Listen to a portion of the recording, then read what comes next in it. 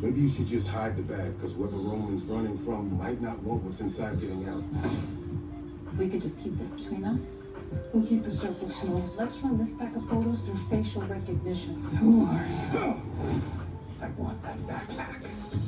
Theft of major artwork. Painted by Rembrandt in 1645. The thief wanted this painting for a reason. Reese just flew in and helped us find our missing painting. I'm an art recovery specialist. If I can recover the Rembrandt safely, the insurance company can avoid cutting a rather large check. Do you have any idea who it might be? Well, the internet seems to think so. Some call him Jean-Baptiste. If we find the young girl, we should be returning it to Miriam Weissman, not the Fosters.